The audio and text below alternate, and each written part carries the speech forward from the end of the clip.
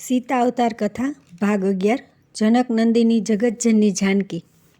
અખિલ બ્રહ્માંડના 14 લોક પૈકી કોઈ પણ લોક હોય, ચાહે એ ભૂલોક હોય કે ભુવરલોક હોય, બ્રહ્મલોક હોય કે સ્વર્ગલોક હોય, શિવલોક હોય કે ગોલોક હોય, ત્યાંના નિવાસીઓ પોતપોતાના ભગવદીય સ્વરૂપની યાની ઈષ્ટદેવની પૂજા ઉપાસના સાધના આરાધના તપસ્યા આદિ અધિદૈવિક વિધિઓ તો કરતા જ હોય છે।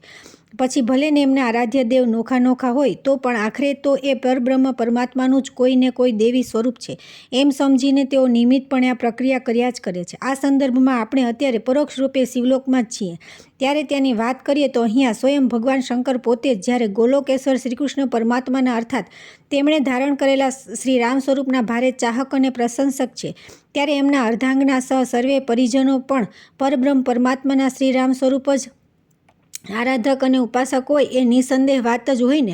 આટલી ભૂમિકા પરથી હવે આપણે મૂળ વાત પર આવી જઈએ તો રાત્રિ સભા પૂરી થયા બાદ ભગવાન વિષ્ણુ નારાયણના આદેશાનુસાર દેવર્ષિ નારદજી પાર્વતીપુત્ર ગણેશજીને લઈને તુરત જ વિષ્ણુલોકે જવા રવાના થઈ ગયા।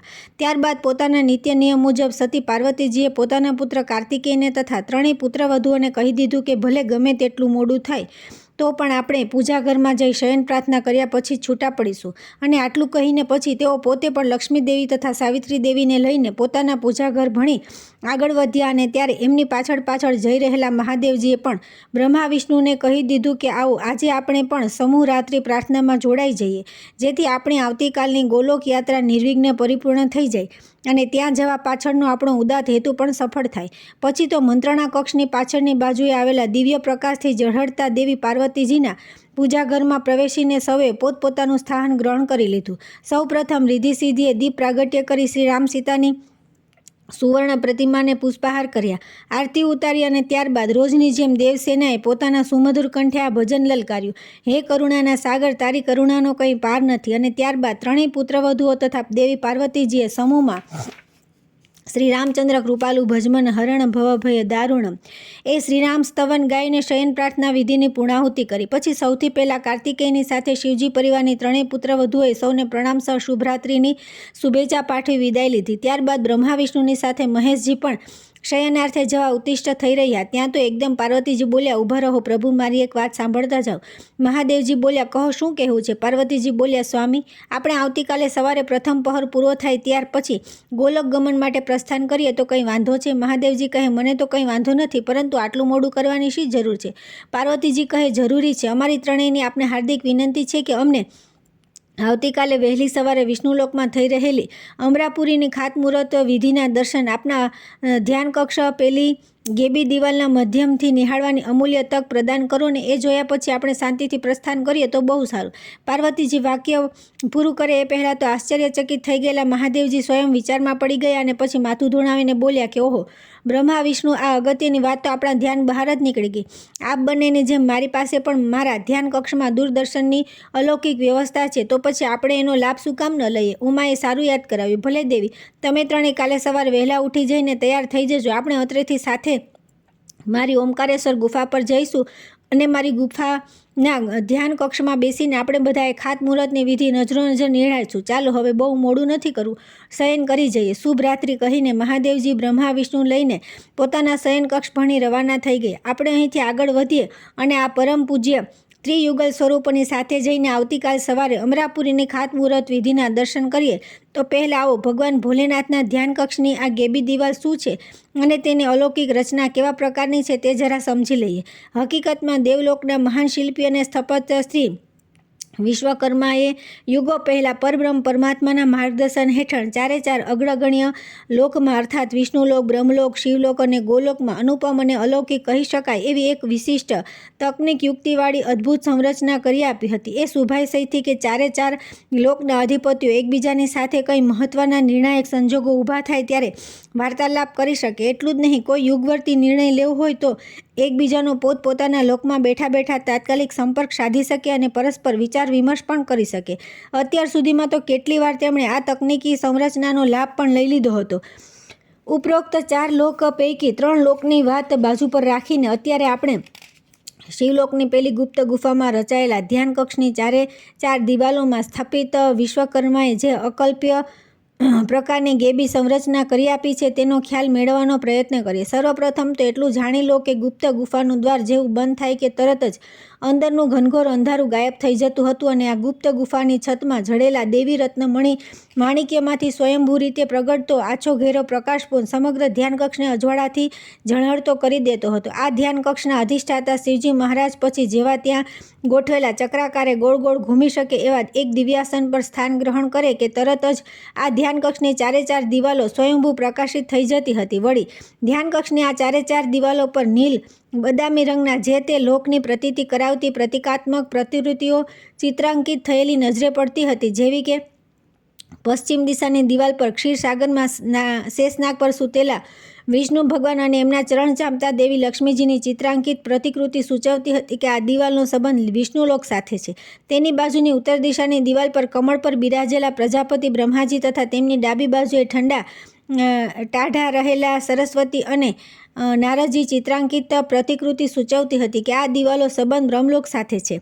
પછી પૂર્વ દિશાની દિવાલ પર યુગલ સ્વરૂપે પુષ્પ હિંડોળા પર ઝૂરી રહેલા શ્રી રાધાકૃષ્ણ તેમની આજુબાજુ પ્રણામ કરતા ઠાડા રહેલા યમુનાજી અને ચંદ્રવલ્લીજી ચિત્રાંકિત પ્રતિકૃતિ સૂચવતી હતી કે આ દિવાલનો સંબંધ ગોલોક સાથે છે. શિવલોકના ધ્યાનકસ્થની આ સંરચના એ હકીકતમાં તો અન્ય 3 પ્રમુખ કોટીના દૂરદર્શન કેન્દ્રો હતા. આ ધ્યાનકક્ષની કલ્પવૃક્ષ સમાન છાત નીચે આસનસ્થ થઈ ભગવાન શંકર ઉપરોક્ત 3 લોક વિષ્ણુલોક, બ્રહ્મલોક અને ગોલોક પૈકી જે કોઈ લોકના કોઈ સ્થળ વિશેષની કે વ્યક્તિ વિશેષની ગતિવિધિનું નિરીક્ષણ કરવાની અભિપ્સા મનમાં ધારણ કરી અને સંકલ્પ કરીને નિજ શ્રી હસ્તે હવામાં પ્રસારિત કરે કે તેની સાથે જે તે લોક સાથે સંલગ્ન દિવાલરૂપી દિવ્ય પડદા પર તે લોકનું મનોવાંછિત દ્રશ્ય દ્રષ્ટિગોચર થઈ જતું હતું. શિવલોકના ધ્યાનકક્ષની ઉપરોક્ત 3 દિવાલો સાથે સંલગ્ન આ દૂરદર્શન કેન્દ્રોની વ્યવસ્થા એકપક્ષી હતી, અર્થાત માત્ર દ્રશ્ય શ્રાવ્ય પ્રસારણ જ થઈ શકતું હતું. સામેથી કોઈ પ્રતિભાવ કે વાણી વ્યવહાર થઈ શકતો ન હતો. કિંતુ પેલી ચોથી દક્ષિણ દિશાવાળી દિવાલ દ્વારા તો દૂરદર્શન તથા દૂરવાણી એમ દ્વિપક્ષી વ્યવહારનું સંયોગીકરણ કરીને સ્થપિત શ્રી વિશ્વકર્માએ કમાલ કરી દીધી હતી. અર્થાત દ્રશ્ય, શ્રાવ્ય અને વાચ્ય ત્રણેય પ્રકારના રચના કૌશલ્યોનો અહીં સુભગ સમન્વય કરવામાં આવ્યો હતો. બીજા શબ્દોમાં કહીએ તો આ ચોથી અને દક્ષિણ દિશાની દિવાલ દ્વારા ભગવાન શિવશંકર આકાશવાણી ઘોષિત કરી શકતા હતા. કોઈ પણ એક લોકની વ્યક્તિ વિશેષને આંતર સંદેશો પ્રસારિત કરી શકતા હતા અને એ વ્યક્તિ વિશેષ સાથે સામસામે વાણી વ્યવહાર પણ કરી શકતા હતા. આટલી માહિતી જાણી લીધા બાદ હવે આપણે મૂળ વાતનો દોર સાંધી લઈએ તો બીજા દિવસે બ્રહ્મુહૂર્તમાં ઉત્થાન કરી નિત્યક્રમથી પરવારી ત્રિદેવીઓ વસ્ત્રાલંકારથી સુસજ્જ થઈ ઝડપથી ઓમકારેશ્વર ગુફાએ પહોંચી ગઈ, જ્યાં બ્રહ્મા, વિષ્ણુ અને મહેશ ક્યારના એમની પ્રતીક્ષા કરી રહ્યા હતા. ત્રિદેવીઓનું આગમન થઈ જતાં મહાદેવજીએ નંદીને પ્રવેશદ્વારના નાકે ચોકી પહેરો ભરવા ગોઠવી દીધો અને પછી આગળ જઈને ગુપ્ત ગુફાનું પ્રવેશદ્વાર ખોલી સૌને અંદર પ્રવેશ કરાવ્યો. આગળ જણાવી ગયા છીએ તે મુજબ પછી તો મહાદેવજીએ પેલા ચક્રાકાર આસન પર સ્થાન ગ્રહણ કર્યું અને વિષ્ણુલોકવાળી પશ્ચિમ દિશાની દિવાલ પર ધ્યાન કેન્દ્રિત કરી મનોમન સંકલ્પ કરી જેવો નિજ શ્રીહસ્ત હવામાં હલાવ્યો કે તરત જ નવી સ્વર્ગ ભૂમિનું યાને અમરાપુરીની રચના માટે નિયત થયેલા સ્થળનું એ દ્રશ્ય દ્રષ્ટિગોચર થયું, જેમાં જીવતા જાગતા પ્રત્યક્ષ સ્વરૂપે આસનસ્થ કરાયેલા શ્રી ગજાનન ગણપતિ દેવનું વિધિવત પૂજન થઈ રહ્યું હતું. યજમાન તરીકે બિરાજેલા દેવગુરુ બૃહસ્પતિજીને પુરોહિતની જવાબદારી અદા કરી રહેલા વિશ્વકર્મા દેવ ગણેશ સ્થાપનની શાસ્ત્રોક્ત પૂજન વિધિ કરાવી રહ્યા હતા અને વિઘ્નેશ્વરાય, વરદાય, સુરપ્રિયા, લંબોદરાય, સકલાય, જગતિતાયના મંગલ શ્લોકો બુલંદ સ્વરે ઉચ્ચારી રહ્યા હતા. તેમની પાછળ દેવમુનિ નારદજી તથા દેવી સરસ્વતીજી હાથ જોડીને પ્રણામની મુદ્રામાં ટાઢા રહ્યા હતા. તો થોડે દૂર દેવ સમિતિના સર્વે સભ્યો તથા સ્વર્ગભૂમિના પરમ દેવાત્મા કોટીના આમંત્રિત દેવો ભક્તિભાવથી આ મંગલમય વિધિ નિહાળી રહ્યા હતા. એમની સમીપ વિશ્વકર્મા દેવના સેવકોએ રાતોરાત ખોદીને તૈયાર કરેલા પગથિયા દ્વારા અંદર ઉતરી શકાય એવા એક મોટા ખાડામાં ધન્વંતરી દેવ ખાતમુહૂર્તની પૂજા સામગ્રી ગોઠવીને યોગ્ય મુહૂર્તે ખાતમુહૂર્તની વિધિ કરાવવા માટેની તૈયારી કરીને બિરાજ્યા હતા. પછી તો આર્યાવ્રતની જેમ સોમવારના દિવસે પ્રથમ ચોઘડિયા અમૃતમાં વિશ્વકર્મા દેવ ગુરુ બૃહસ્પતિજીને સાચવીને પેલા વિશાળ ખાડાના પગથિયા ઉતરાવીને અંદર આસનસ્થ કર્યા. ત્યારબાદ ધન્વંતરી દેવે તામ્રપત્ર પર અંકિત કરેલી ભૂમિદેવીને મૂર્તિને ચાંદલો કરાવી તથા પૂજા કરાવી ધરતીમાં પધરાવી તથા એની ઉપર સુરગંગાના પવિત્ર જળની ધારાનો અભિષેક કરાવ્યો. પછી ચોખ્ખી રેતી વડે એ મૂર્તિને જમીનમાં દાટી દે તેનું અબીલ ગુલાલ, કંકુ, અક્ષત તથા પુષ્પ વડે પૂજન કરાવ્યું અને એ રીતે ખાતમુહૂર્તની શાસ્ત્રોક્ત વિધિ સંપન્ન કરાવી. પછી સરસ્વતી દેવે ઉપસ્થિત સર્વે દેવોને પંચામૃતનું પાન કરાવ્યું અને નારદજીએ મહાપ્રસાદનું વિતરણ કરીને મોટેથી 3 વાર ઓમ નમો ભગવતે વાસુદેવાયનો જય ઘોષ કરાવીને ખાતમુહૂર્તની વિધિ પરિપૂર્ણ થઈ ગઈ હોવાની ઘોષણા કરી. બસ પછી તો ભગવાન ભોલેનાથે હવામાં હાથ વીંજીને પશ્ચિમ દિશાની દિવાલ પરનું પેલું દ્રશ્ય સ્થગિત કરી દીધું અને આસન પરથી ઉત્તિષ્ઠ થઈ આગળ જઈ ગુપ્ત ગુફાનું પ્રવેશદ્વાર ખોલી નાખ્યું. હર્ષાનંદથી રોમ રોમ પુલકિત થઈ ગયેલ ત્રિદેવીઓ વતી લક્ષ્મીજીએ દર્શનની આવી અમૂલ્ય તક પ્રદાન કરવા બદલ ગદગદ કંઠે મહાદેવજીનો ખૂબ ખૂબ આભાર માન્યો. ત્યારબાદ સૌ ઓમકારેશ્વર ગુફામાંથી બહાર નીકળી હવે ગોલોકધામ ભણી પ્રસ્થાન કરવા પાર્વતી સદન પર પરત આવ્યા, જ્યાં પ્રવેશ દ્વારે ઠાડા રહેલા કાર્તિકેયને સૌને આવકારીને અંદર પધારવાની વિનંતી કરી, કેમ કે રિદ્ધિ સિદ્ધિ અને દેવસેના સવારના નાસ્તા માટેના દુગ્ધાહાર અને ફળાહારની સામગ્રી તૈયાર કરી તેમની જ પ્રતીક્ષા કરી રહ્યા હતા. અંદર પ્રવેશતા પહેલાં ભોળા શંભુએ પોતાની પાછળ ડોલતા ડોલતા આવી રહેલા નંદીને ભાંગ પીને તૈયાર થઈ જવા પાછો મોકલ્યો અને સૂચના આપી કે એને ત્યાં રાતવાસો રોકાયેલ ગરુડ તથા હંસને પણ એમની રુચિ અનુસાર યોગ્ય ખાણીપીણી કરાવીને તે પોતાની સાથે જલ્દી અહીં તેડી લાવ્યો અને પછી સવારના નાસ્તાને યોગ્ય ન્યાય આપી ત્રિયુગલ સ્વરૂપે જ્યારે ગોલોક ગમન માટે શિવલોકથી પ્રસ્થાન કર્યું ત્યારે તો આર્યાવ્રત પર સોમવારની સવારનો બીજો પ્રહર પણ લગભગ પૂરો થવા આવ્યો હતો અને ભગવાન સૂર્યનારાયણના ધીરે ધીરે ઉષ્ણતા ગ્રહણ કરી રહેલા કિરણોએ સંપૂર્ણ વાતાવરણને ઉષ્માભર્યું બનાવી દીધું હતું.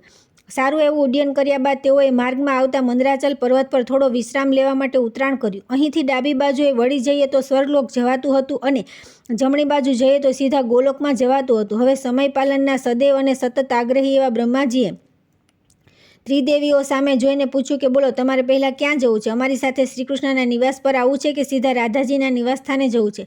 તમને રાધાજીએ એમની મુલાકાત માટે કોઈ નિશ્ચય સમય સૂચવ્યો છે ખરો? અર્થાત તેઓ આજે કેટલા વાગે અને ક્યાં તમને મળશે એ અંગે કંઈ વાતચીત થઈ છે ખરી?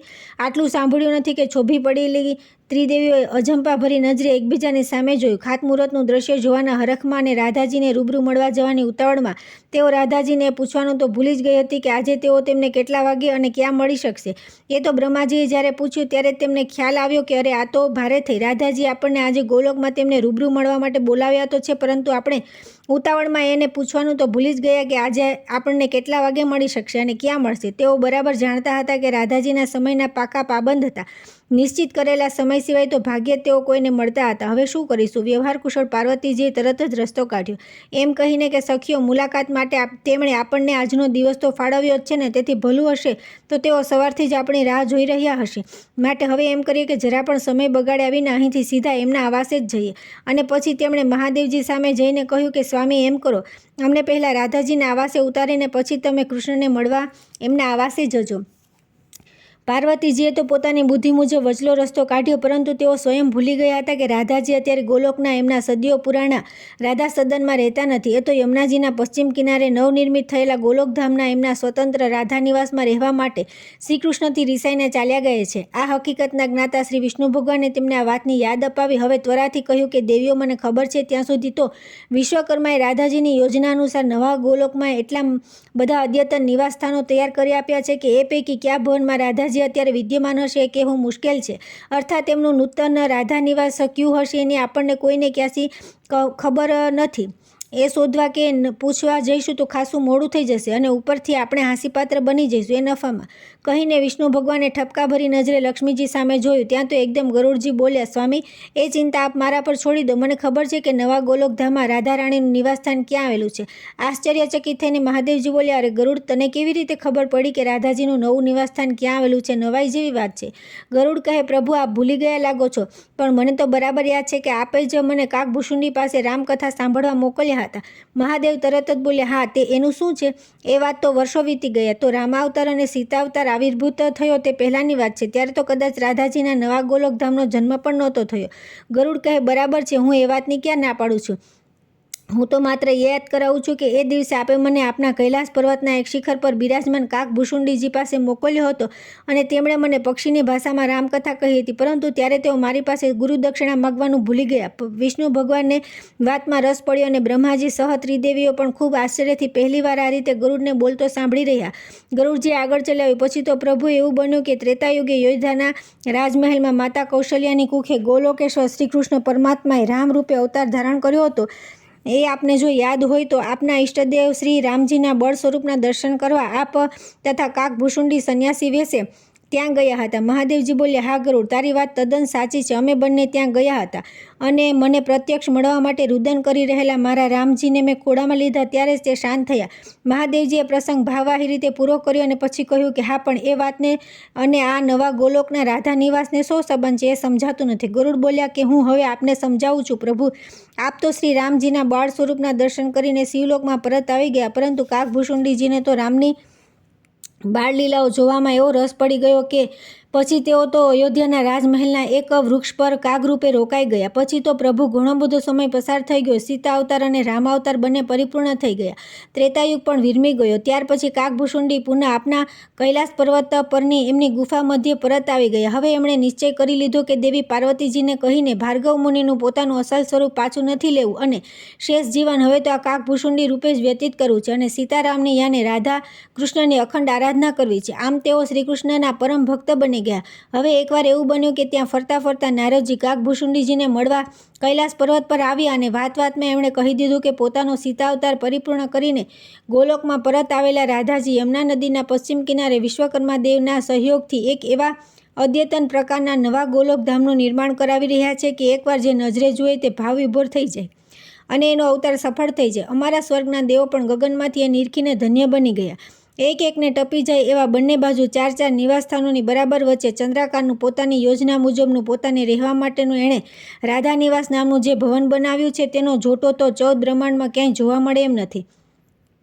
આમ પ્રશંસાનો વરસાદ વરસાવીને નારદજી તો એમના સ્વભાવ મુજબ કાગભૂષુંડીજીના મનમાં નવું ગોલોક ધામ જોવાની અને એમાંય તે પોતાના આરાધ્ય દેવી રાધાજીનું અલૌકિક નિવાસસ્થાન જોવાની એવી અદમ્ય જિજ્ઞાસા જગાડીને ઊભા રહ્યા કે ન પૂછો વાત. હવે તેઓ વિચાર ચગડોળે ચડ્યા કે કાક યાને કાગડા સ્વરૂપે કૈલાસ પર્વતના શિખર પરથી છેક ગોલોકધામ સુધી ઉડતા ઉડતા જવું એ પોતાના માટે શક્ય જ નહીં, દુર્લભ પણ હતું. ઓચિંતું એમને યાદ આવ્યું કે અરે, ગરુડને મેં રામકથા તો કહી પણ ગુરુ દક્ષિણા તો માગી નહીં. બસ પછી તો તેમણે નારદજી જોડે સંદેશો મોકલી તાત્કાલિક કૈલાસ પર્વત પર બોલાવી લીધા. પછી મારી પાસે તેમણે ગુરુ દક્ષિણામાં માગ્યું કે ગરુડ, તું મને તારી પીઠ પર બેસાડીને નવા ગોલોકધામે લઈ જા અને ત્યાં રાધાજીએ રાધા નિવાસ નામનું જે ભવન બનાવડાવ્યું છે તેના દર્શન કરાવ. હું ના કેવી રીતે પાડી શકું? એ વખતે રાધાજી તો જૂના ગોલોકધામના કૃષ્ણ નિવાસમાં પોતાના સ્વામી શ્રી કૃષ્ણ સાથે રહેતા હતા અને નવા ગોલોકના આવાસોનું તો રંગરોગાન થઈ રહ્યું હતું.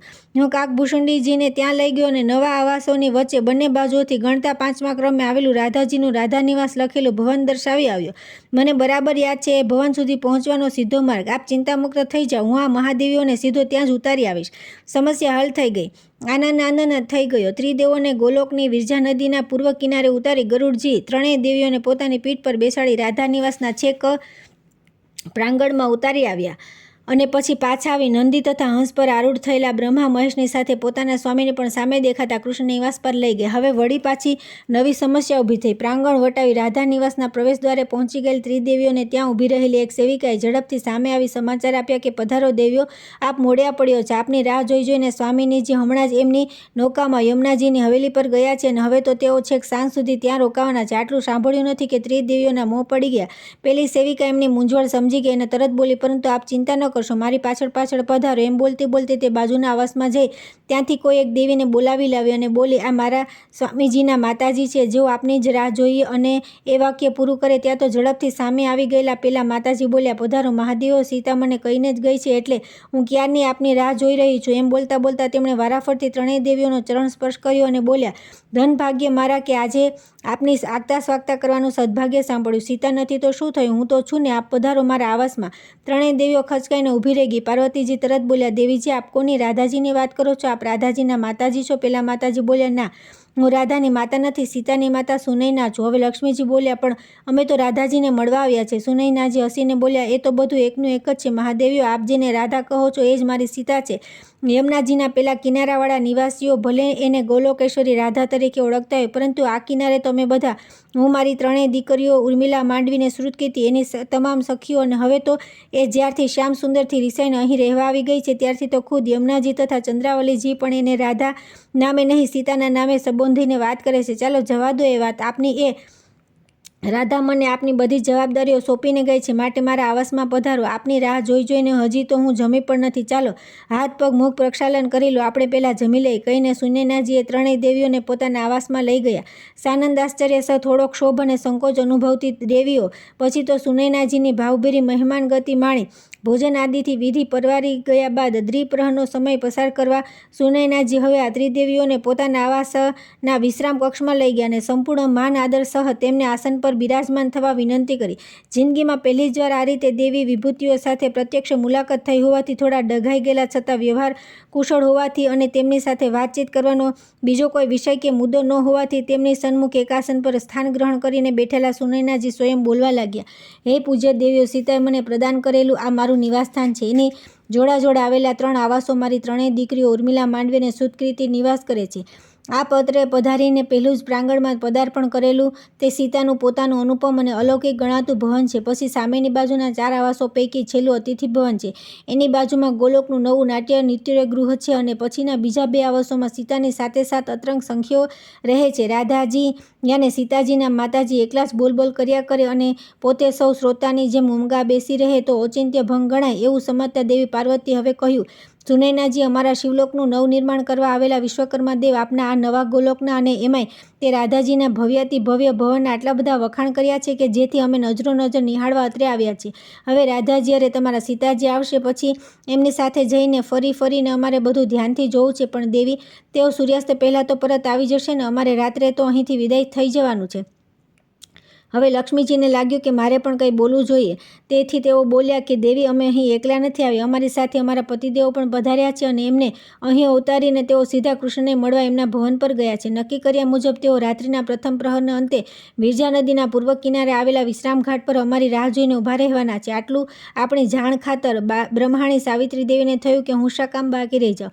તેઓ બોલ્યા, સુનૈનાજી, શક્ય હોય તો કોઈને યમુનાજીની હવેલી પર મોકલીને એમને સંદેશો પહોંચાડો ને કે અમે આવી ગયા છે. એમનું ત્યાંનું કામ પતી જાય ને તો તેઓ થોડા વહેલા અત્રે આવી જાય તો અજવાળે અમે એમનું નિવાસસ્થાન શાંતિથી જોઈ શકીએ. સુનૈનાજી કહે, ના દેવી, એ શક્ય નથી. તેઓ જે કામે ત્યાં ગયા છે એ કામ સૂર્યાસ્ત પહેલાં પૂરું થાય એમ છે જ નહીં. અને આપની જાણ ખાતર કહું તો લક્ષ્મીજી, એ આપની કૃપાનું ફળ છે. લક્ષ્મીજી ચમકી ગયા અને બોલી ઉઠ્યા, એટલે હું કંઈ સમજી નહીં. સુનૈનાજીએ ચોખવટ કરી, દેવી, 2 દિવસ પૂર્વે આપે અમારા ચંદ્રાવલીજીને વિષ્ણુલોકમાં આમંત્રીને પેલું જે એક ગીત સંભળાવ્યું હતું ને ગવડાવ્યું હતું ને તે ગીતમાં બીજા પ્રસંગો ઉમેરી યમુનાજી અને ચંદ્રાવલીજીએ ભારે જહેમતથી એનું નાટ્ય રૂપાંતર કર્યું છે. અત્યારે યમુનાજીની હવેલી પર સીતાના દિગ્દર્શન હેઠળ એ નાટ્યકૃતિનો અંતિમ ઓપ અપાઈ રહ્યો છે. કેમ કે આજે ગોલોકની રાત્રિ સભામાં તમામ ગોલોકવાસીઓએ નાટ્યકૃતિ અને ખાસ તો તમારા શ્રીકૃષ્ણને અરે રામચંદ્રને દર્શાવવા માટે રજૂ કરવાની છે. હવે પાર્વતીજી ખરેખર રસ પડ્યો અને તેઓએ તરત પૂછ્યું, લક્ષ્મીજી, આ કયા ગીતની વાત ચાલે છે? હું તો કંઈ જાણતી નથી. લક્ષ્મીજી કંઈ પણ બોલે તે પહેલાં બ્રહ્માણી બોલ્યા કે અમારો નારદ આર્યાવર્તથી આ ગીત લઈને આવ્યો છે ને મારી દીકરી સરસ્વતી એને ખૂબ સુરબદ્ધ કરીને એવું સુયોગ્ય બનાવ્યું કે બસ સાંભળ્યા જ કરીએ. સુનૈનાજી ઉમળકાભેર બોલ્યા, એ ગીતના આરંભના શબ્દો છે, મારા રામ, તમે સીતાજીની તોલે ના આવો.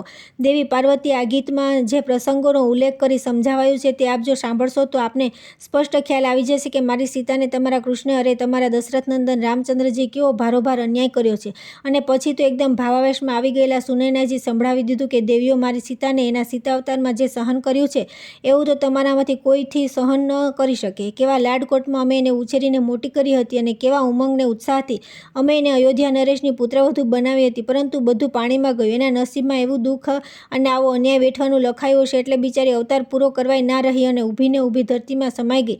એક માનો આત્મા કકડી ઉઠ્યો. વાતાવરણ થોડું ગમગીન અવશ્ય બની ગયું, પરંતુ અંતે તો એ લાભદાયક જ નીવડ્યું. હવે સૂર્યાસ્ત સુધીનો સમય કેવી રીતે પસાર કરવો એ સમસ્યા હલ થઈ ગઈ. ચતુર શિરોમણી પાર્વતીજીએ એનો બરાબર લાભ લેવા ધીરે રહીને ખૂબ આત્મીયતાથી કહ્યું, સુનૈનાજી, આપના સીતાજી રામજી સાથે પરણ્યા ત્યાર પછી તો આખી રામકથા મારા સ્વામી શ્રી મહાદેવજીની કૃપાથી અમને બધાને બરાબર જાણવા મળી ગઈ છે. કિંતુ એમના જન્મથી માંડીને એમના સ્વયંવર સુધીની કહાણી તો અમારામાંથી કોઈ અક્ષરેય જાણતું નથી.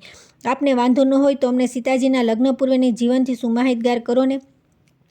દુનિયામાં કઈ માં પોતાની દીકરીના વખાણ કરવાની, એના જીવનના સુખમાં સુખી દિવસોની વાતો કરવાની એવી ઓચિંતી મળેલી સોનેરી તક જતી કરે. બસ પછી તો સેવિકાઓ દ્વારા લેવાયેલ મિષ્ટા સૌને ન્યાય આપીને સુનૈનાજી કહેવા માંડ્યું, હે દેવીઓ, મારી સીતા અયોનિજા હતી, અર્થાત તેનો જન્મ મારી કુખે નહોતો થયો. લગ્ન કરીએ સારો સમય પસાર થઈ ગયો હતો, છતાં હજી અમે નિસંતાન હતા. મારા ચિંતાતુર પતિ જનક વિદેહી રાજગુરુ સદાનંદજીની કે જેઓ ગૌતમ ઋષિ અને અહલ્યાના સુપુત્ર હતા, તેમની સલાહથી સંતાન કામેષ્ટિ યજ્ઞ કરવાનો સુનિશ્ચય કર્યો. પછી ખૂબ ભક્તિભાવથી યજ્ઞભૂમિ માટે નિશ્ચિત થયેલી જમીનને સમથળ કરવા મહારાજે જાતે હળ જોડીને ભૂમિ ખેડવા માંડી. ત્યારે અત્યંત પ્રસન્ન થયેલા દેવી પૃથ્વીદેવીએ પ્રગટ થઈ નિજ હાથમાં ધારણ કરેલી એક નવજાત બાળકી મારા સ્વામીને હાથોહાથ સુપ્રત કરી. બસ આ બાળકી જ મારી સીતા. દુનિયા ભલે એને જનકનંદિની જાનકી કહેતી હોય, કિંતુ હકીકતમાં તો એ અવનીનંદિની સીતા હતી. એના આગમનથી અમારા પરિવારમાં તો આનંદ થઈ ગયો. એના પગલે પછી તો હું બીજી પુત્રી ઉર્મિલાની માતા બની.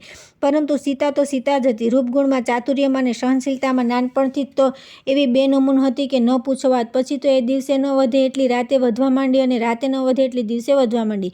અમે એને એવી લાડકોડમાં અને સુખ સુવિધામાં ઉછારવા માંડી કે દુઃખ, ચિંતા કે પીડા કે વ્યથા કોને કહેવાય એનો એને અણસારે ન આવવા દીધો. હવે બન્યું એવું કે મારા સ્વામી શ્રી જનકજીએ પાર્વતીજી આપના પતિ ભગવાન શ્રી શિવજીને પ્રસન્ન થઈ એક ધનુષ્ય આપ્યું હતું. આ ધનુષ વજનમાં એટલું ભારે હતું કે મહારાજ જનક વિદેહી તો ધનુષ્યને હાથીઓ દ્વારા ખેંચાવીને રાજમહેલના કક્ષમાં સુરક્ષિત રીતે મુકાવ્યું હતું અને પોતે ધનુષની રોજ પૂજા કરતા હતા. પછી તેમણે પુત્રી સીતાને એક કામ સોંપ્યું, કહો ન કે એક સેવા સોંપી. પોતે રોજ સવારે શિવ ધનુષની પૂજા કરવા આવે તે પહેલાં પુત્રી સીતાએ ગાયના છાણથી એ ધનુષની આજુબાજુ ભૂમિ લીપીને પવિત્ર કરવાની. બસ પછી તો સીતાને મજા પડી ગઈ. એ તો રોજ વહેલી સવારે છાણ લઈ કક્ષમાં જાય ને ધનુષની આજુબાજુ જમીન લીપી નાખે. હવે એકવાર બન્યું એવું કે પુત્રી સીતાના મનમાં વિચાર આવ્યો કે પોતે રોજ ધનુષની આજુબાજુ જમીન લીપી પવિત્ર કરે છે, પરંતુ આ ધનુષની નીચે ભૂમિ તો ક્યારેય લીપી નથી. ધનુષની નીચે તો જે કચરો છે એમને પડી રહ્યો છે, તો લાવ આજે આ ધનુષની નીચેની જમીન પણ લીપી નાખું. બસ પછી તો સીતાએ ડાબા હાથે એ ધનુષ ઊંચું કર્યું, નીચેનો કચરો વાળી નાખીને લીપણ કર્યું. પછી એ ધનુષ્ય પાછું હતું એમ પધરાવી દીધું. હજી તો એ ત્યાં જ ઊભી હતી ત્યાં મહારાજ પૂજા કરવા. તેમણે આ જોયું અને આશ્ચર્યચકિત થઈ પૂછ્યું. ત્યારે સીતાએ તો ભડાભાવે પોતે જ કર્યું હતું તે બધું કઈ બતાવ્યું. માન્યામાં ન આવે એવી વાત સાંભળીને જિજ્ઞાસાવશ મહારાજે પૂછ્યું કે સીતા, તે આ ધનુષ ઉંચકીને કેવી રીતે? જવાબમાં સીતાએ એના પિતાશ્રીની હાજરીમાં ફરીથી એ ધનુષ ઉંચક્યું અને ઉંચક્યા પછી પાછું હતું એમ મૂકી દીધું. મહારાજની આંખ ખુલી ગઈ. એમને પ્રતીતિ થઈ ગઈ કે અવનીપુત્રી સીતા રૂપે આ જગતમાં શક્તિનું પ્રાગટ્ય થઈ ચૂક્યું છે. આ શક્તિનો સ્વામી તો સ્વયં બ્રહ્મ છે. તેથી આ શક્તિ જેની છે તેને મારે સમર્પિત કરી દેવું જોઈએ. ફળ સ્વરૂપ મારા પતિએ નિશ્ચય કર્યો કે પુત્રી રૂપે પ્રાપ્ત થયેલી આ જગતજનની જાનકી એને જ અર્પણ થવી જોઈએ, જે આ ધનુષ પર ચાપ ચડાવી શકે. પરિણામે જનકજીએ ધનુષ યજ્ઞ યોજ્યો અને એ નિમિત્તે આર્યાવર્ત ભારમાં એવી ઘોષણા કરાવી કે રાજકુમાર આ ધનુષ્ય પર ચાપ ચડાવી શકશે તેને મારી આ કન્યા વરમાળા પહેરાવશે. ફળ સ્વરૂપ પુત્રી સીતાના સ્વયંવરનું ભવ્ય આયોજન થયું અને બહુ મોટી સંખ્યામાં પછી તો આર્યાવર્તના અનેક રાજાઓ અને રાજકુમારો સ્વયંવરમાં ભાગ લેવા માટે આવી પહોંચ્યા. સુનયનાજીએ આટલે સુધી કહ્યું ત્યાં તો ઓચિંતું બ્રહ્માણીજીએ વચમાં પૂછવાનું મન થઈ ગયું અને તેમણે પૂછ્યું કે દેવી, મેં એવું સાંભળ્યું છે કે મારા પતિ બ્રહ્માજીના વરદાન પામેલા પેલા લંકાપતિ રાવણ પણ આ સીતા સ્વયંવરમાં ભાગ લેવા આવ્યા હતા, એ વાત ખરી છે? સુનયનાજી બોલ્યા, હા ખરી વાત છે. મહારાજે તો એ રાક્ષસ રાજાને જાણી જોઈને આમંત્રણ જ નહોતું મોકલ્યું, છતાં કુદરતનું કરવું કે તે જ દિવસે એ અમારી મિથિલા નગરી પર થઈને આકાશમાર્ગે ક્યાંક જઈ રહ્યા હતા. એકાએક એની નજર નીચે ગઈને એને થયું કે આ નગરીમાં કોઈ બહુ મોટો ઉત્સવ ઉજવાઈ રહ્યો છે. લાવ જોરું તો ખરો કે શું છે. એવું વિચારી તે નીચે ઉતરી અને મંડપની બહાર ઊભેલા રાજસેવકોને પૂછ્યું તો જાણવા મળ્યું કે અહીં તો રાજાની કુમારીનો સ્વયંવર છે. પછી તો સ્વયંવરની આખરી શરત સાંભળી કે તરત એનું અભિમાન જાગી ઉઠ્યું અને એ બોલ્યો કે મારા ઈષ્ટદેવ ભગવાન શિવજી ધનુષ પર ચાપ ચડાવવાની તાકાત મારા સિવાય બીજા કોનામાં છે? લાવ હું અંદર પહોંચી જાઉં અને ધનુષ પર ચાપ ચડાવી આર્યાવર્તની વધુ એક રાજકુમારીને લંકાની રાણી બનાવી દો. ધુઆપોઆ થતો તે ત્રાડ પાડીને મંડપમાં ધસી આવ્યો અને પોતાને આમંત્રણ ન મોકલવા બદલ ભારે ઉહાપો કરી પછી શિવ ધનુષ પર ચાપ ચડાવવા આગળ વધ્યો. એના મનમાં તો એમ કે ઘડીના છઠ્ઠા ભાગમાં તે શિવ ધનુષ પર ચાપ ચડાવી દેશે. આવા અભિમાનથી એણે એક હાથે ધનુષને ઉંચકવાનો પ્રયત્ન કર્યો, પરંતુ પેલું ધનુષ તો એક તસુ પણ ખસ્યું નહીં. ગુસ્સે થઈને તેણે ધનુષને બે હાથ ઊંચકવા જેટલું થાય એટલું જોર કર્યું તો બન્યું એવું કે એ ધનુષ એના ઉપર જ પડ્યું અને એ નીચે દબાઈ ગયો. ધનુષના અસહ્ય ભારથી એ તો ચીસાચીસ કરવા લાગ્યો અને બચાવો, મને બહાર કાઢો એવા બૂમ બરાડા પાડવા લાગ્યો. મહારાજને થયું કે આ રાવણને જો કંઈ હા ના થઈ જશે તો પુત્રી સીતાના સ્વયંવરની આખી વિધિ અટકી જશે. તેથી તેમણે આજ્ઞા કરી કે રાવણને ધનુષ નીચેથી બહાર ખેંચી કાઢો. મંડપમાં ઉપસ્થિત હતા તે બધા અસંખ્ય સેવકોએ ભારે મહેનતથી એ ધનુષને માંડ થોડું ઊંચું કર્યું. ત્યાર તો કોઈએ બે પગ કાઢીને પેલા રાવણને બહાર ખેંચી કાઢ્યો. ભારે અપમાનિત થયેલો એ તો પછી ત્યાંથી જીવ બચાવીને ભાગ્યો અને ત્યારબાદ સીતા સ્વયંવરની વિધિ આગળ વધી. સીતાજીના માતા સુનયનાજી અહીં સુધીની માહિતી પ્રસ્તુત કરી સહેજ વિરમ્યા એટલે તરત જ દેવી પાર્વતીજીએ પ્રશ્ન પૂછવાની તક ઝડપી લીધી અને પૂછ્યું કે હે દેવી, ત્યાર પછી સીતાજીના સ્વયંવરમાં શું શું બન્યું તથા છેવટે વિશ્વામિત્રની આજ્ઞાથી રામજીએ શિવ ધનુષ્યનો ભંગ કેવી રીતે કર્યો તે બધી હકીકત તો મારા સ્વામી શ્રી શિવશંકર ખૂબ વિસ્તારપૂર્વક મને કહી સંભળાવે છે. કિંતુ સ્વયંવર પૂર્વે રાજકુમાર શ્રી રામ તથા આપના રાજકુમારી સીતાજીનું પ્રત્યક્ષ મિલન થયેલું ખરું? અર્થાત તેઓને એકબીજા પરસ્પર દર્શન જનકપુરીમાં કોઈ સ્થળે થયેલા કે કેમ તે જાણવાની મને ખૂબ જિજ્ઞાસા છે. તો કૃપયા એ અંગે આપ કંઈ કહો ને. સતી પાર્વતીજી દ્વારા પૂછાયેલા એ માર્મિક પ્રશ્નથી અત્યંત પ્રસન્ન થયેલા દેવી સુનયનાજી બોલ્યા, હે મહાદેવી, સ્વયંવર પૂર્વેના 2 દિવસો દરમિયાન અમારી રાજકુમારી જનકપુરીમાં જે કંઈ બન્યું તે હવે હું આપને કહું છું. બન્યું એવું કે પહેલા દિવસે ગુરુ વિશ્વામિત્રની આજ્ઞા મેળવી શ્રી રામ લક્ષ્મણ બંને ભાઈઓ અમારી નગરીની શોભા નિહાળવા નીકળ્યા. તેઓ જે માર્ગ પર થઈને આગળ વધવા લાગ્યા તે સ્થળના લોકો દોડાદોડીને ભેગા થઈ જવા લાગ્યા અને અનુપમ લાવણ્ય ધરાવતા રાજકુમારો કોણ છે તે જાણવા અંદરોઅંદર એકબીજાને પૂછપરછ કરવા લાગ્યા. ફરતા ફરતા તેઓ બંને પુત્રી સીતાના આવાસ ભણી આગળ વધી રહ્યા હતા. આવાસની સેવિકાઓએ દોડતા અંદર જઈને આ સમાચાર સીતાની સખીઓને આપ્યા. એટલે સખી સુરંગીએ સીતાને કહ્યું કે રાજકુમારી બા, ચાલો ને ઝરૂખામાં જઈને જોઈએ તો ખરા લોકોના ટોળે જેમની પાછળ ઘેલા થયા છે તે આ બંને રાજકુમાર કોણ છે અને કેવા છે. હકીકતમાં પુત્રી સીતાને તો મેં એ દિવસે સવારે જ મારા સ્વામી શ્રી શ્રીધ્વજ જનક મહારાજે મને જે કહેલું તે જણાવી દીધેલું કે આપણા આમંત્રણને માન આપી ઋષિ વિશ્વામિત્ર અયોધ્યાના 2 રાજકુમારો લઈને આપણે ત્યાં પધાર્યા છે અને તેમણે રાજમહેલની બાજુના ઉપવનમાં ઉતારો આપ્યો છે. આ બંને રાજકુમારોને ભગવાન શિવનું ધનુષ જોવાની બહુ ઈચ્છા હતી, તેથી તેઓ આવ્યા છે. સીતા તો સમજી ગઈ કે માન ન માન પણ આ 2 રાજકુમારો જ હોવા જોઈએ. શરમાઈ ગયેલી તેણે ઝરૂખામાં જઈ જોવાની ના પાડી અને સખીઓએ કહ્યું કે તમે જાઓ ને જોઈ આવો ને એ બંને રાજકુમાર કેવા છે. સખી સુરંગીએ પછી મને બીજા દિવસે સવારે આવીને કહ્યું. ત્યારે મને ખબર પડી કે પછી શું થયું. તો એ બંને રાજકુમારો નીચું જોઈને ચાલ્યા આવતા હતા, નહોતા આજુબાજુ જોતા કે નહોતા ઊંચે જોતા. પછી ખબર પડી કે એમના મુખારવિંદ કેવા છે. સુરંગીએ જઈને સીતાને મૂંઝવણ કહી. એટલે સીતાએ યુક્તિ બતાવી કહ્યું, થોડા ચોખા અને થોડા ફૂલ ઉપરથી વર્ષા કરો. એકાદ ફૂલ જો એમના માથા પર પડશે અને એ ઊંચું જોશે તો ખ્યાલ આવી જશે કે એમના મુખારવિંદ કેવા છે. અને પછી તો પુત્રી સીતાએ કહ્યું હતું તેમ જ થયું. સુરંગી અને બીજી સખીઓ થોડા પુષ્પોને અક્ષત લઈ આવીને ઉપરથી વર્ષા કરવા લાગી. એક ફૂલ રામજીના મસ્તક પર પડ્યું અને તરત જ તેમણે ઉપર જોયું. રામજીના અતિ સુંદર મુખારવિંદને જોતા જ સખીઓ ભાવ વિભોર થઈ ગઈ અને જઈને પુત્રી સીતાને કહ્યું કે કુંવરીબા, આમ તો બંને કુંવરો અતિ સુંદર છે, પરંતુ એમાં જે મોટા છે એ તો એવા સોહામણા છે કે બસ જોયા જ કરીએ. પછી બીજા દિવસે પ્રભાતે એવું બન્યું કે બંને રાજકુમારો ગુરુ વિશ્વામિત્રજીની નિત્ય પૂજા માટે પુષ્પો લેવા અમારા રાજમહેલની પુષ્પ વાટિકામાં પધાર્યા અને માળીની રજા લઈને પુષ્પો ચૂંટવા લાગ્યા. બરાબર એ જ વખતે પોતાના નિત્ય નિયમ મુજબ પુત્રી સીતા પણ એ પુષ્પ વાટિકામાં આવેલા. હે પાર્વતી, આપના મંદિરમાં ગૌરી પૂજન માટે પોતાની સખીઓ સાથે પૂજા સામગ્રી લઈને આવી પહોંચી અને એની ને રામજીની મળી દ્રષ્ટદ્રષ્ટ બંને એકબીજાને ધારી ધારી એક ટકે બસ જોતા જ રહી ગયા. જાણે પૂર્વજન્મના વિખૂટા પડી ગયેલા 2 જીવનસાથીનું ઓચિંતું પુનર્મિલન ન થયું હોય. એ તો લક્ષ્મણે રામજીને ઢંઢોળ્યા અને સખીઓએ સીતાને હાથ પકડી એને ખેંચવા માંડી. ત્યારે માંડ બંને એકબીજાથી દૂર થયા. પછી પુત્રી સીતાએ મંદિરમાં જઈ ને હે મહાદેવી, આપની પ્રતિમાની પૂજા કરી, હાર પહેરાવ્યો અને આશીર્વાદ માગ્યા કે હે માં, સ્વયંવર તો એક નિમિત્ત માત્ર છે. આપ તો સર્વજ્ઞ છો અને બધું જ જાણો છો. માં પ્રાર્થના કરું છું કે મારો મનોરથ પૂર્ણ કરજો અને આ જન્મે મને શ્રી રામની પત્ની થવાનું સદભાગ્ય બક્ષજો. હે દેવી સીતાએ આ સાચા હૃદયથી અને ભાવપૂર્વક કરેલી પ્રાર્થના આપે સાંભળી સ્વીકારી અને સખી સુરંગીએ મને કહ્યું તે મુજબ આપના કંઠમાં સીતાએ પહેરાવેલો હાર સીધો સીતાના ગળામાં આવીને પરોવાઈ ગયો. આપના આશીર્વાદથી એને મળી ગયો અને એ હરખાતી મહેલમાં પાછી આવી.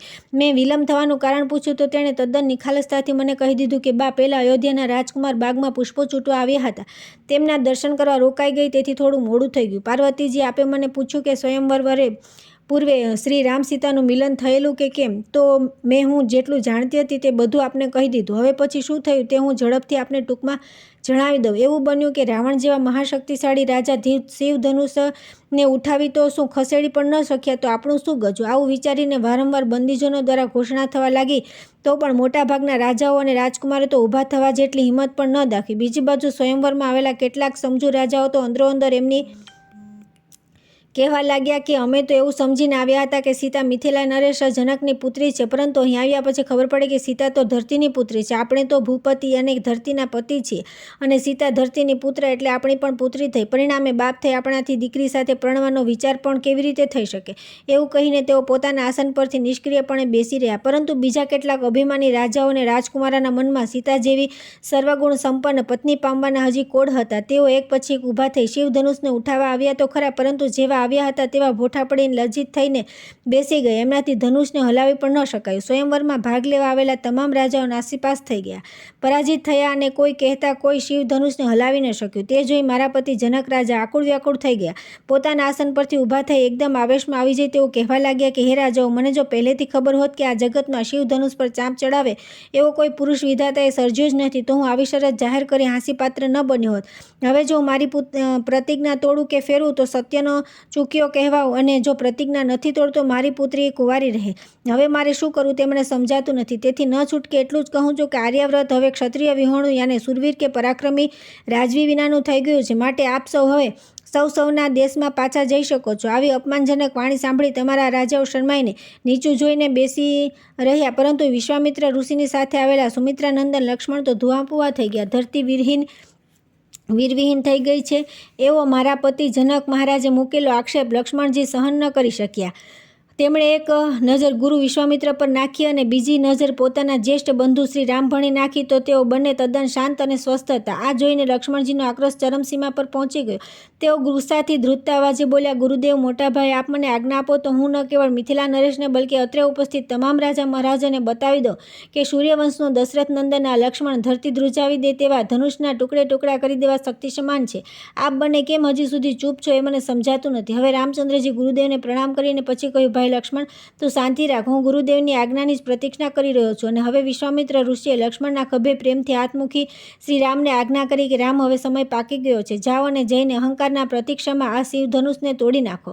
બસ પછી તો ગુરુ વિશ્વામિત્રને આજ્ઞા મળી જતા શ્રી રામ આગળ વધ્યા. પ્રથમ તેમણે જનકજીને પ્રણામ કર્યા અને પછી પેલા શિવ ધનુષને પણ પ્રણામ કર્યા. ત્યારબાદ ધનુષને એના મધ્યમાં આવેલી મૂઠમાંથી પકડી ક્ષણાર્ધમાં ઊભું કરી દીધું.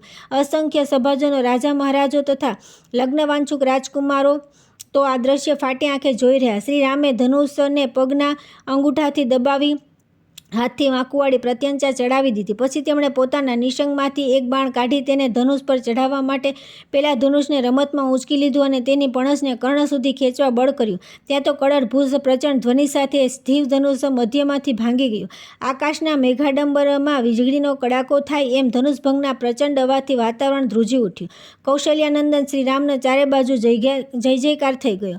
મહાદેવીઓ, ત્યાર પછી જે કંઈ બન્યું તે બધું તો મહાદેવજીની કૃપાથી આપ સૌ સારી રીતે જાણો છો, એટલે એની સવિસ્તાર માહિતી ન આપતા માત્ર ઉપર છલોને જાણવા જોગ ઉલ્લેખ જ કરી હું મારું કથાનક સમાપ્ત કરું તો પછી તો ભારે હર્ષનાદ અને વાજિંત્રોના ગગનભેદી નિનાદ વચ્ચે પોતાની ત્રણેય બહેનો ઉર્મિલા, માંડવી અને શ્રુતકીર્તિ તથા સખીઓ સાથે પુત્રી સીતા હાથમાં વરમાળા લઈને આગળ વધી અને તેણે સ્વયંવર વિજેતા રામચંદ્રજીના કંઠમાં એ વરમાળા પહેરાવી દીધી. જનક મહારાજે હવે એક બાજુ ઘોડેસવાર દૂતો મારફતે અયોધ્યા નરેશ દશરથ મહારાજને જાન જોડી જનકપુર પધારવાનું વિધિવત નિમંત્રણ પાઠવી દીધું તો બીજી બાજુ રાજકુમારી સીતાના લગ્નની તડામાર તૈયારીઓ આરંભી દીધી.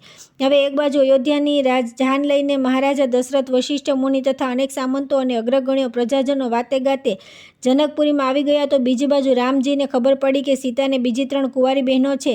એક સગી બહેન ઉર્મિલા તો બીજી 2 એના કાકા કુશધ્વજની દીકરીઓ માંડવી અને સુતકીર્તિ. પરિણામે રામચંદ્રે તાત્કાલિક ગુરુ વશિષ્ઠજી, ઋષિ વિશ્વામિત્રજી અને રાજગુરુ શતાનંદજી સાથે ચર્ચા વિચારણા કરી નિર્ણય લીધો કે સીતાની આ 3 બહેનો સાથે પોતાના 3 ભાઈઓ લક્ષ્મણ, ભરતજી તથા શત્રુઘ્નજીના જો લગ્ન થઈ શકતા હોય તો સોનામાં સુગંધ ભળે. મેં મારા સ્વામી શ્રી જનકજીને તથા મારા દિયર કુશધ્વજજીને આ પ્રસ્તાવને ઉમળકાભેર વધાવી લીધો તો બીજી બાજુ મહારાજ દશરથજીને જ્યારે આ સમાચાર આપવામાં આવ્યા ત્યારે એમના આનંદનો કોઈ પાર ન રહ્યો. પછી તો અમારી 4 રાજકુમારીઓની લગ્નની ચોરીઓ મંડાઈ ગઈ. અનેક ઋષિમુનિઓના આશીર્વાદ સર શાસ્ત્રોક્ત વિધિ અનુસાર ખૂબ ધામધૂમથી શ્રી રામ અને સીતાએ, શ્રી લક્ષ્મણ અને ઉર્મિલાએ, ભરત અને માંડવીએ તથા શ્રી શત્રુઘ્ન અને શ્રુતકીર્તિએ પ્રભુતામાં પગલાં પાડ્યા. સારા એવા દિવસોના રોકાણ બાદ અંતે જ્યારે અમારી સાથે 4 દીકરીઓને અયોધ્યાની પુત્રવધુ બનાવી લઈ જવાનો યાને જાન વડાવવાનો અને કન્યા વિદયનો કરુણ મંગલ પ્રસંગ આવ્યો ત્યારે ન કેવળ અમારો સમસ્ત રાજ પરિવાર બલકે વિદેહી તરીકે વિખ્યાત આવા મારા સ્વામી જનક મહારાજ પણ ચોધાર આંસુએ રડી પડ્યા. એટલું કહીને હવે સીતાજીના માતા સુનેનાજી બોલ્યા કે હે મહાદેવીઓ, મારી પુત્રી સીતાના જન્મથી માંડી એના સ્વયંવર સુધીની કહાણી સાંભળવાની આપને જે જિજ્ઞાસા દાખવેલી તે મારી યાદશક્તિ મુજબ સંતૃપ્ત કરવાનો નમ્ર પ્રયાસ કર્યો છે.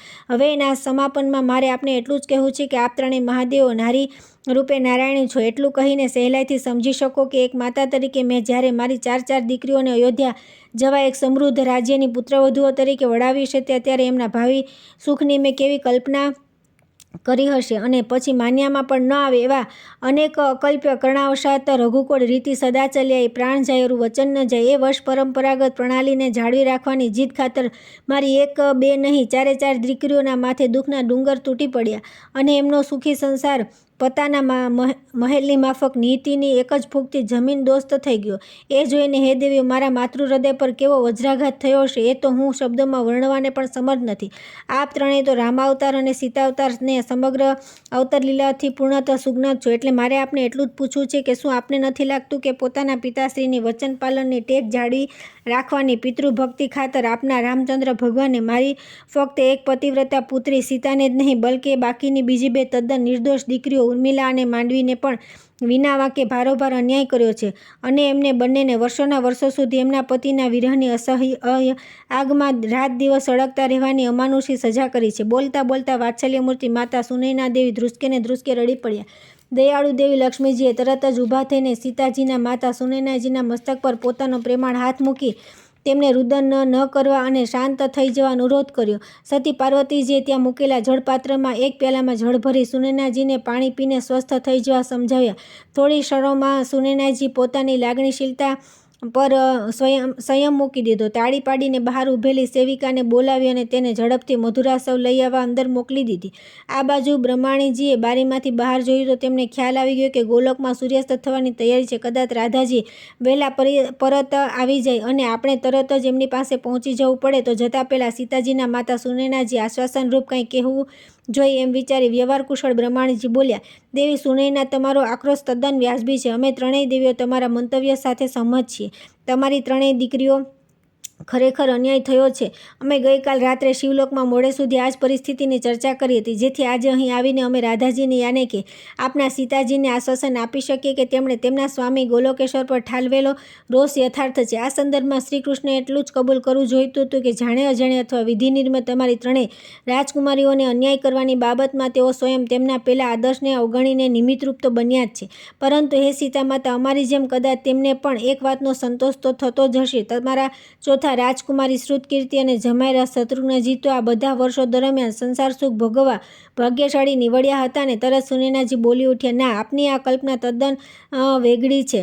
હે દેવી, આપ તો મારી જેમ માતૃત્વનો દરજ્જો ધરાવો છો, તેથી હું આપને જ પૂછું છું કે જેની ત્રણ બહેનો રાજમહેલના વાતાવરણથી અને દાંપત્ય જીવનના સુખથી વંચિત થઈ ગઈ હોય, તેમની ચોથી બહેન તથા જેમના ત્રણ ભાઈઓ કષ્ટમય વનવાસ જીવન જીવતા હોય, તેમનો ચોથો ભાઈ ક્યાં આનંદથી અને ક્યાં ઉલ્લાસથી સંસાર સુખ ભોગવી શકે?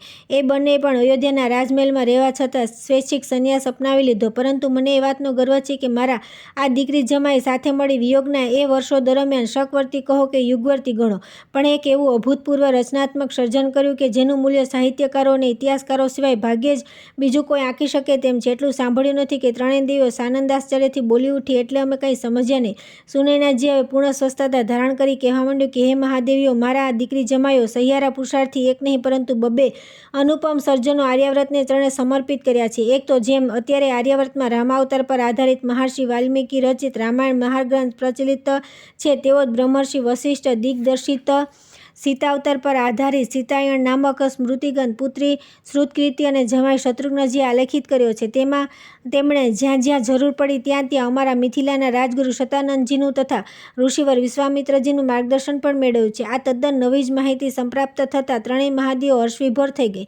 એ દેવી લક્ષ્મીજીએ તો તરત પૂછ્યું કે અને તેમનું બીજું સર્જન કાર્ય કયું છે? જવાબમાં સુનયનાજી બોલ્યા કે અયોધ્યાના વિશાળ રાજમહેલના એક કક્ષમાં તેમણે સંગ્રહિત કરેલું વનવાસની અમર યાદગીરી નામના એક બેનમૂન સંગ્રહ સ્થાન, જેમાં આપની જાણ ખાતર કહી દઉં તો તેમાં એટલી અમૂલ્ય ચીજવસ્તુઓ અને સાધન સામગ્રીઓને કલાત્મક રીતે સ્થાન આપ્યું છે. અયોધ્યાની પ્રજાના દર્શનાર્થે પ્રદર્શિત કરાયેલ સ્વર્ગસ્થ મહારાજ દર્શનના મૃતદેહ પર પરિધાન કરેલો રાજવંશી પોશાક તથા રાજમુગટ, વિધવા થયેલી અયોધ્યા નરેશની ત્રણેય રાણીઓએ છેલ્લીવાર ધારણ કરીને પછી પરિત્યાગ કરેલા પોતાનો બહુમૂલ્ય સૌભાગ્ય શૃંગાર તથા વસ્ત્રાલંકારો, રામ લક્ષ્મણે અપનાવેલા વનવાસી વલ્કલ આદિ પરિવેશ તથા તેમના દેવી ધનુષબાણ, શ્રી રામ લક્ષ્મણ જાનકીએ વનવાસ દરમિયાન ઉપયોગમાં લીધેલ તમામ ચીજ વસ્તુઓ જેવી કે કમંડલ, વ્યાગચર્મ, મૃગચર્મ ઇત્યાદિ, સીતાજીને દેવી અનસૂયાએ અર્પણ કરેલ દેવી વસ્ત્રો, શ્રી રામે ભરતજીને સમર્પિત કરેલ પોતાની ચરણ પાદુકાઓ, સીતાજીએ આકાશમાર્ગે ફેંકેલું અને વાનરા સુગ્રીવે ગ્રહી લીધેલું તેમનું ઉપવસ્ત્ર, રામ, સીતા તથા લક્ષ્મણજીએ જેમાં નિવાસ કરેલો તે પંચવટીની 2 કુટીરોની આબેહૂબ પ્રતિકૃતિઓ, ભરતજીએ સંન્યાસ ધારણ કરી નંદીગ્રામમાં વાસ કરેલો તે વનવાસી વસ્ત્રો તથા નંદગ્રામની કુટીરની પ્રતિકૃતિ, સીતાજીએ શ્રુતકીર્તિને પહેરાવેલો દિવ્યાતિ દિવ્ય ચૂડામણી, આવું તો ઘણું બધું આ સંગ્રહસ્થાનમાં જનતાના નિરીક્ષણાર્થે પ્રદર્શિત કરાયેલું કે જેનું વર્ષો સુધી અયોધ્યાની પ્રજાએ જ નહીં, આર્યાવર્ત ભારતના તીર્થયાત્રીઓ અને દર્શનાર્થીઓએ સુનયનાજી પોતાનું વિધાન પૂરું કરે તે પહેલાં તો રાધા નિવાસ પરથી દોડતી આવેલી એક પરિચારિકાએ અંદર આવવાની અનુમતિ માગી, પછી જાણ કરી કે સ્વામિનીજી ભવન પર પધાર્યા છે અને આપ સૌની પ્રતીક્ષા કરી રહ્યા છે. બસ પછી તો તરત જ સુનયનાજી સાથે ત્રિદેવીઓ પણ રાધા નિવાસ પર પહોંચી ગઈ. ખાતમુહૂર્તને પગલે થશે અમરાપુરીનું નવનિર્માણ, સમજી લઈને હર્ષે કીધું જવા ગોલોક શુભ પ્રસ્થાન, અહીં હશે વસતા રાધાજી ગરુડ દ્વારા થયું યોગદાન, સુનયનાએ કહી સંભળાવી સીતા અવતારની કરુણ દાસ્તાન.